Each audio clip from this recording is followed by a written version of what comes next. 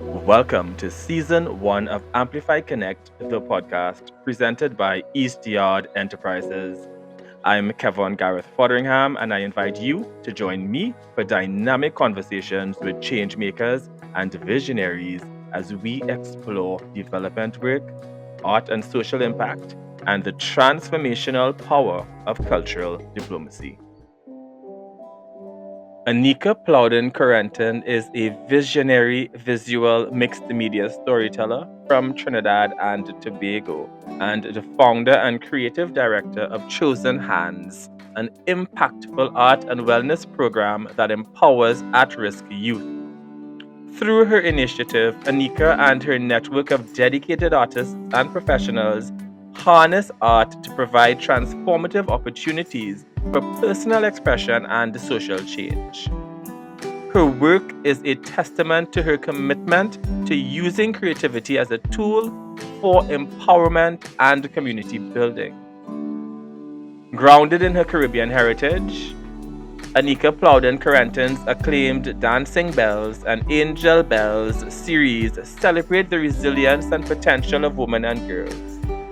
Her artistic excellence has garnered numerous awards, and her commitment to elevating Caribbean artists was further recognized in 2020 with a grant designed to enhance global visibility.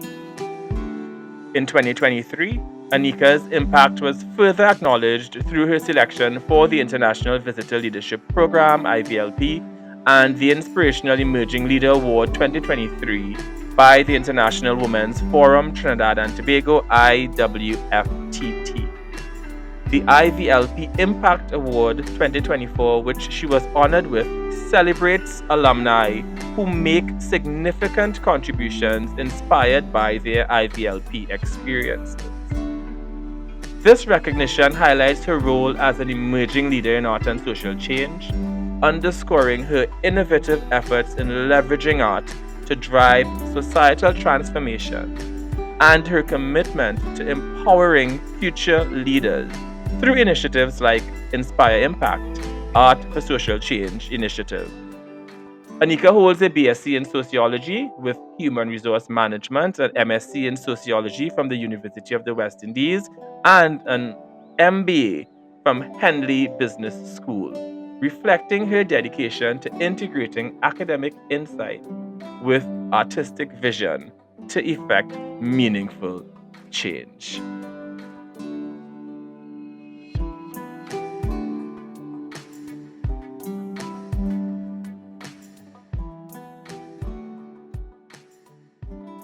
Today, I'm really excited to be joined by Miss Anika Plowden-Corentin. Welcome, Anika. Thank you very much, Gavin. How are you today? I am good, and it's such a pleasure to be here. Well, it's a pleasure to have you here at the American Center again, and I want to say thank you to the U.S. Embassy Port of Spain for allowing us to use their wonderful space. And as our viewers and listeners would know, the focus of this podcast is about talking about cultural exchange, about diplomacy, about, the whole notion of us getting to know people from abroad and they getting to know us and sharing a bit of our lives and experiences and, gifts and professional knowledge with them. It's all about exchange. So we have with us here a fellow exchange alumni. And can you tell us a bit about the exchange program that you would have participated in? So the program I participated in was the IVLP, which is the International Visitor Leadership Program. Me too. So we have something in common. And that program was specifically focusing on art for social change, where we had about 23 participants. That's from a big different cohort. It was really large, from all over the world, from Ghana to Egypt. We had Lithuania. Wow. It was all over the world. It was such a phenomenal experience, understanding different cultures and also have an appreciation of how art can be used to influence positive change, in society. Okay. And I think that was the part that was quite phenomenal. and a wonderful life-changing experience. You know, they always say to us, when you go on the IVLP program, your life It changes and does. your experience is so different, it's so varied, and and it's only when you actually get that experience you can prepare as much as you'd like, and you would know I would have Hmm. called you and asked you how was the experience, and you say, don't worry, it's fine. But when you actually go out there and you see how much the embassy has prepared for you and the different departments, and then you meet people from so many different cultures, and they share so much of their self. Yeah, it's really, it's a phenomenal experience. Okay. Well, as you said, we've been on the exact same program. So it's Exact same IVLP, program. but my track was also art and social change. Right. And you So the were what exact thing, year? 2019, And mine was 2023. 2023, so recent. Yes. So as we're talking about this whole art and social change thing, in your own words, what is art for social change? Well, specifically, the way I view art for Hmm. social change is using art and artistic expression to communicate topics. And because I manage and I'm the creative director for a nonprofit, it's called Chosen Hands. Hmm. We are art and wellness NGO, and we broach very difficult topics in terms of uh, you know um, girls who are going through trauma, Hmm. women who are going through trauma, and we also deal with topics of navigating from difficult topics into hope. Right. Um, so that being exposed to that type of program, Art for Social Change, it allowed us to see, or allowed me to see various tools and techniques, how I can translate um, art in a very hands-on yet practical way to communicate stories of hope, Hmm. stories of inspiration. Yeah, so that is the impact it had. And I guess the whole notion of using the creative tools you have to address these difficult issues, it makes it easier for the person who's taking part to actually, digest it That's because you're correct. dealing with serious topics. Yes, and well, I am an artist. That's Hmm. one of my areas of expertise. However, the cohort that I was exposed to, you're exposed to drama, music, poetry. You had persons who were into the entertainment industry, and it was photography. So Everything. it's just not looking at art in terms of visual art, but looking at the entire artistic creative Spectrum. Hmm. spectrum and how that can be used to influence change, to deal with tough topics, to navigate tough topics.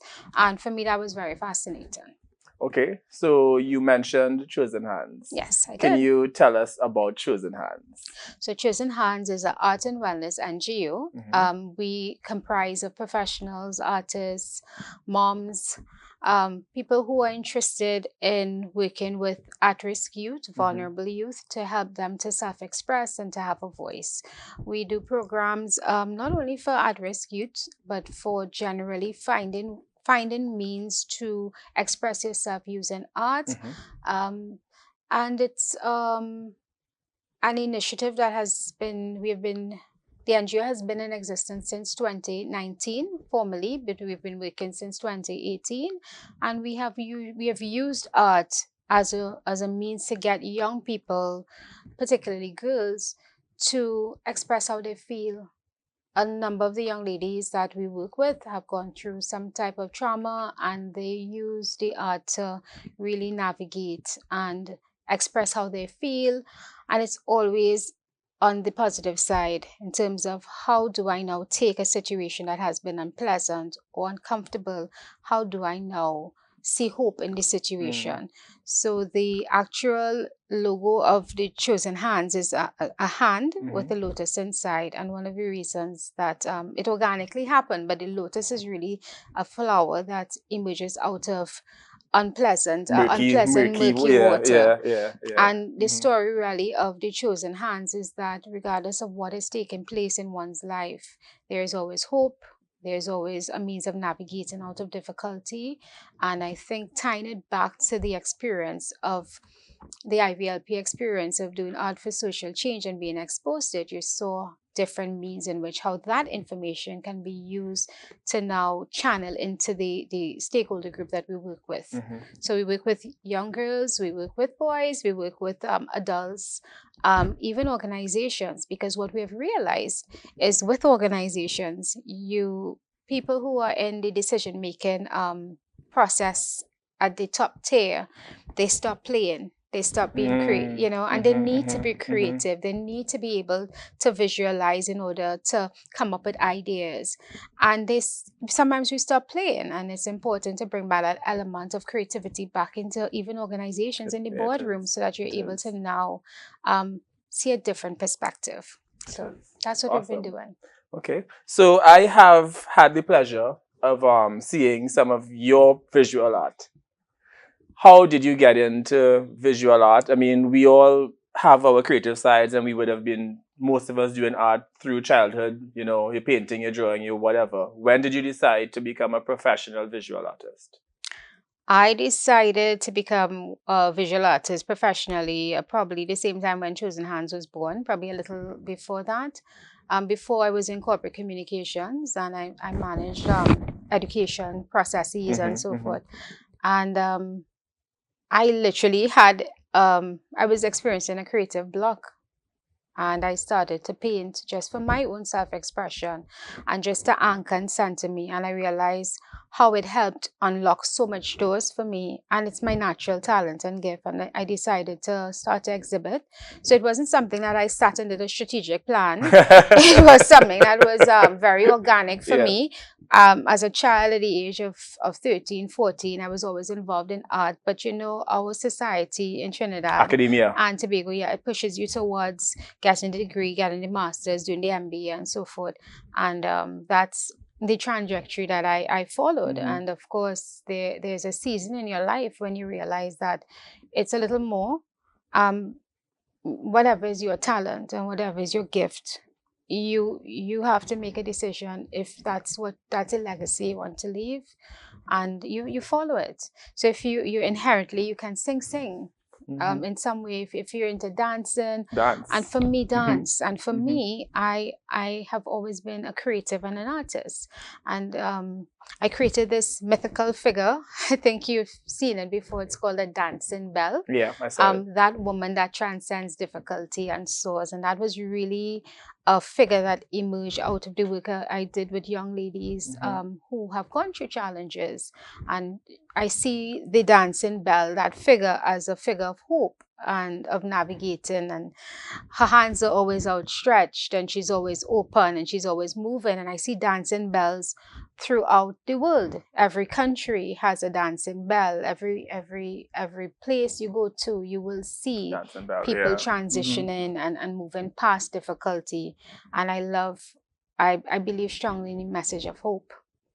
I think we need to spread more hope and inspiration, and be very authentic with how we do it. So it's not something that I sat and I said, okay, I am going to be an artist. Actually, it was very scary, actually, making that decision. But it's one of the best decisions that I've made. And I feel very comfortable being able to share that journey with so many young people, and even my counterparts, in terms of following what is innately yours. Okay. You spoke about legacy. Yes. Right? I mean, big existential question, but what do you want your legacy to be? Wow. Hope, inspiration, being authentic, appreciating the gifts that you have. I think there's a verse that says, despise not humble beginnings. Growing up, being an artist, it just wasn't that thing that you do. Right. You know, it wasn't a professional. It wasn't even an option. It wasn't really an option. In fact, I always say when it was time to decide to go to university, we didn't really have a program in Trinidad. So the option was to, do another field. But your legacy is innately who you are, what you would like to give back to the world. Who you touch. And in turn, how they are now able to touch A ripple someone. effect. So I really believe in this philosophy of when you are mentored, and I have been mentored through my entire life, from very small to an adult. And it's important to stretch your hand and to give back. When you learn, teach. When you learn, teach. Yeah. When you learn, teach. And in turn, that person is going to continue that legacy. There's a visual that happened. We had a workshop at the embassy, I think last year, and a young lady, Ambassador Bond actually, she was our featured speaker, and she was speaking about the whole creative concept of, listen, you have to stretch your hand and you have to help.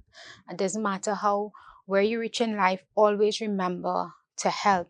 Look back and help. And the young lady actually did a painting with Ambassador Bond in her exact outfit, stretching her hand and holding on to her hand. And then the child in turn held on to a little child's hand. Right.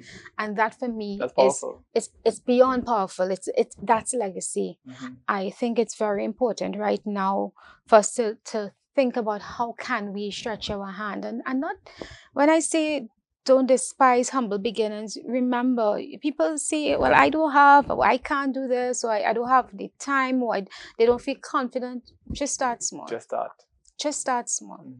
If you like doing, your baker, or you like to do little cupcakes, just look for some young person who you could just show. You know, I just say, just start, because they need you. Well, I agree, because I am a firm believer of sending the lift back down. So whatever floor you get to, send the elevator back down. Yeah. So I want to congratulate you on your recent IVLP Impact Award, right? Yeah.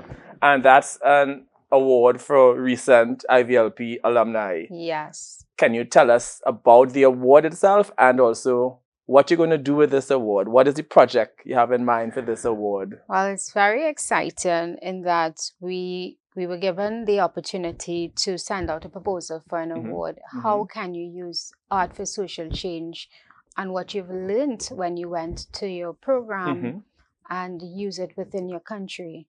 So we are going to embark on 2 workshops, one for my teenagers or a younger cohort, and one for NGOs again. And we're going to basically use the material that we would have learned, or I would have learned, and of course pass the information so that they can now have that phenomenal, a little bit of the phenomenal experience that I would have gained on building their capacity to use art for social change. Okay. So the important thing is, how do you now infuse art in what you do? Art not just in terms of the visual, but in terms of creativity.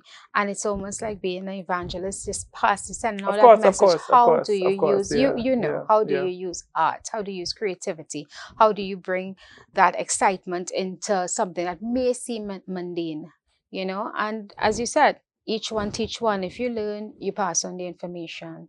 So yes, we'll be working with an organization in the US that would have had an impact on me, and we would now pass that information on to our local students and cohorts so that they can now in turn filter it into their schools and so forth. So it's a pilot program because we will not have the capacity to do a large group, but certainly with the group that we do decide, we will have something in place where they'll be able to now pass it on, continue to pass on the information until, of course, somebody wonderfully funds a big program so that we can do it throughout the whole of Trinidad and Tobago. But for now, as I said, don't despise humble beginnings. We got this opportunity and we are running with it, and we're going to make the best out of the opportunity. I'm sure you are.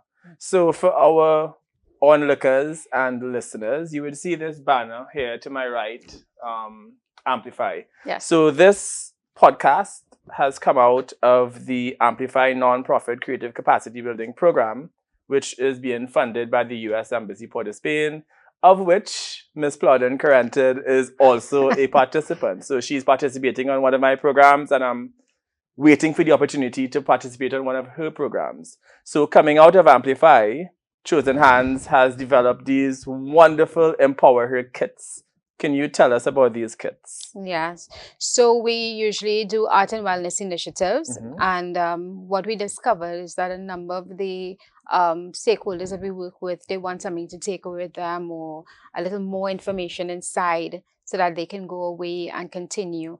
So we decided to create art pieces, if it's a puzzle, if it's a journal. We did a journal book. I wish I had a copy of it to show you. So whatever we've worked, we've done throughout the past 5-6 years, we just pulled together art pieces, journals, and we created a kit. We branded it, and it's called Empower Her Art Kits. And it's supposed to do exactly that. It allows empower the recipient to write about how they see themselves in 20 years, color, journal, do a vision board for themselves, give them a bit about volunteerism.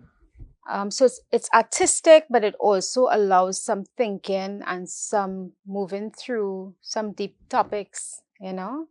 Reflection, lots of reflection, but it's fun. Okay. It's so much fun that you don't realize how deep it is. It is, okay. Yeah, and it was, it was such an opportunity that I didn't think about, because we're accustomed having our workshops and we will just have materials and that's fine.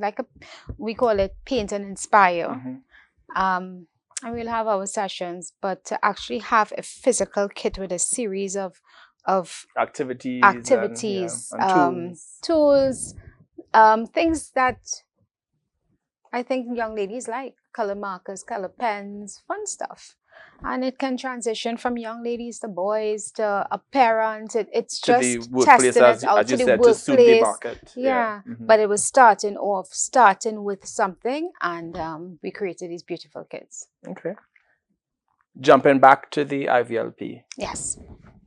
What was your single most memorable experience? Okay. Center for Creative Arts. We had a workshop where they asked us to create a vision. So they just would identify, it was about 23 of us, 24, and they just identified one person and they asked, what do you do? What is your vision? And then what if? And they took me on the spot from conceptualizing or explaining what Chosen Hands was, an art and wellness initiative, working with young at-risk groups and using art, straight into a vision of taking it global. And that for me was very profound. Actually, I got very emotional because, a person will ask you, what do you do? And you will express it, but and then what? And then what? And then what allowed me to have a very clear vision as to where I see Chosen Hands in terms of being a flagship NGO, taking art and wellness, using social change, allowing and unlocking doors of creativity. And I got this vision of a hand again with a globe and, of course, the logo. Lotus, yeah.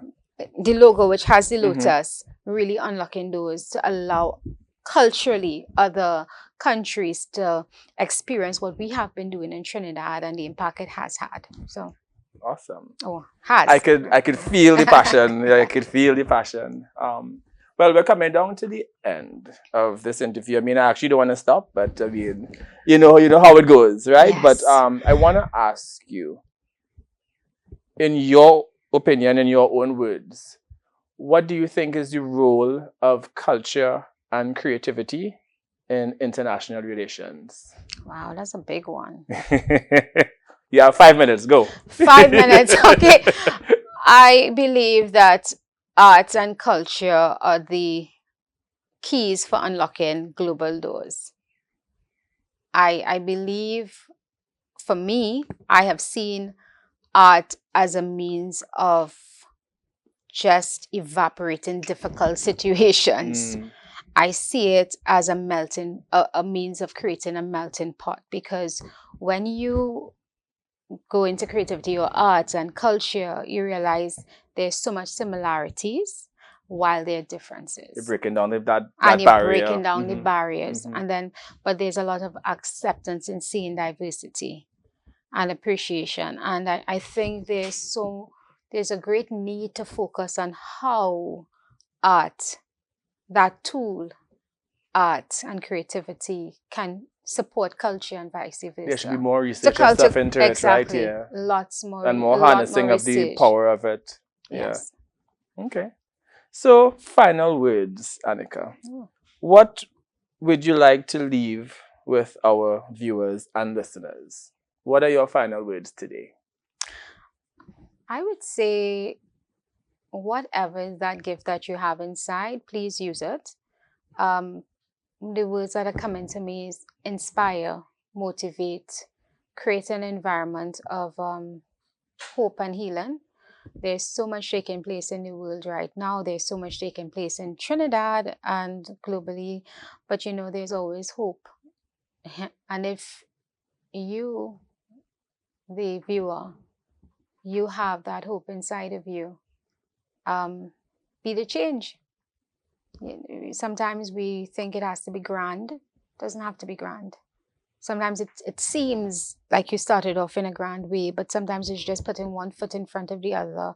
When I first decided, was asked to do work with young girls or at-risk girls, I was scared. It's not something that I said, okay, yes, I'm going to do this. But I saw a need, and I saw that it was a simple request of a group of young people having a vision but not sure how they can achieve that goal. And I'm like, wow, well, I have friends who can give advice, and I have friends who will be able to support in this way. And when I reached out to them, they're like, sure. So it's almost as using what's in your hand, choosing hands. Use what's in your hand, and whatever's in your hand, use it to do good. Use it to heal, not to harm. Well, I think that that's a good place to end. I mean, there's nothing else that you could say other than why, we don't all get together to create that environment of hope and healing. Hope healing. So for our listeners and viewers, can you tell them how they can get in touch with Chosen Hands? What are your social media handles and stuff like that? I'll give you my number, which is the easiest one. So we're on IG is Chosen Hands. My number is 789-8937. Okay. That's the easiest way to find me. Imagine, just put that all out there. That's fine. 797-8937. Send me a WhatsApp. I will reach out to you. I love to send you videos. We have lots of documentaries and videos of the work that we have done in the past. That's a little more detailed than what we're doing now. This is a wonderful opportunity, but we have a lot of videos, and we're always willing to collaborate locally and globally. And let's take that message of hope, healing, and inspiration using art, creativity. Social change is important, and we have the power to do so much in our hands. So let's use it. Let's use it wisely. Thank you. So thank you for being part of this series. So it was wonderful. I know your work, but it's good to learn more about it because you learn more every day. And it's been a fantastic conversation, and I can't wait to see what you do next. Thank you so much.